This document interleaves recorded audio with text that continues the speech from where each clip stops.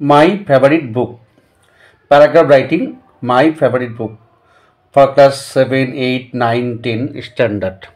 West Bengal Board of Secondary Education writing স্কিলে paragraph writing রয়েছে। Class 7, 8, 9, 10 জন্য আমি একটা আদর্শ প্যারাগ্রাফ, মডেল প্যারাগ্রাফ তুলে ধরার চেষ্টা করলাম। খুব সহজ সরল ভাষায় এটা লিখেছি। মাই ফেভারিট বুক। আমি এখানে যে বইটার কথা লিখেছি, আমার প্রিয় একটি বই, মানে মাই ফেভারিট বুক, সেটা সিনেমা হয়ে গিয়েছে। বাংলা সিনেমার বিখ্যাত অভিনেতা দেব সিনেমাটা করেছে, আমি নিজেও দেখেছি। সেই অভিজ্ঞতা থেকেই এই প্যারাগ্রাফটা লিখলাম বসে বসে আজ সারাদিন রবিবারে। Chander Pahar by Bibhutibhushan Bandyopadhyay is my favourite book.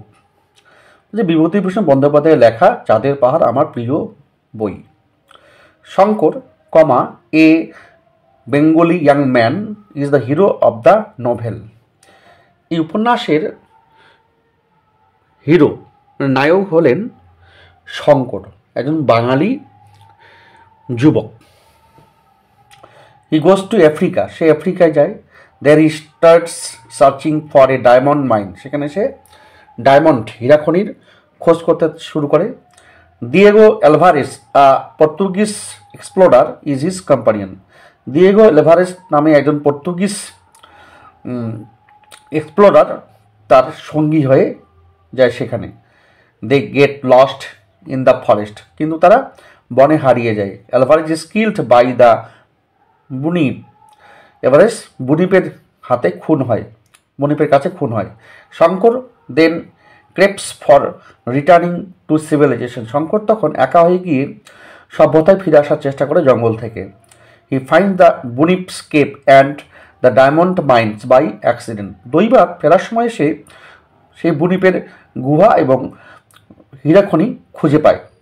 But while he is returning, কিন্তু যখন সে ফিরে আসতে থাকে, he gets lost in the deserts of Kalahari, সে কালাহারির সেই মরুভূমিতে হারিয়ে যায়। There he nearly dies of thirst, সেখানে সে তৃষ্ণায় পরে মরেই যাচ্ছে আর কি। Fortunately a survey team rescues him, সৌভাগ্যবশত এক সমীক্ষা দল তাকে উদ্ধার করে।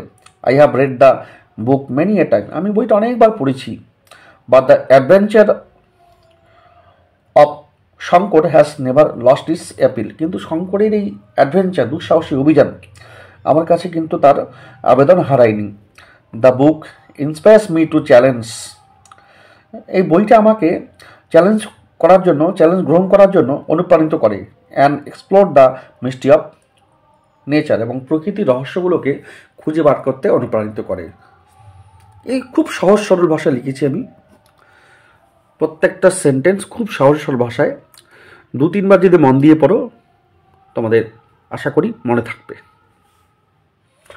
আমার এই ভিডিওটা, আমার এই প্যারাগ্রাফটা কেমন লাগলো জানাবে আমাকে কমেন্টে।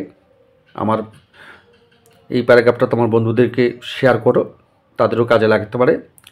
আমার পেজটা ফলো করতে থাকো ফর নেক্সট আপডেট।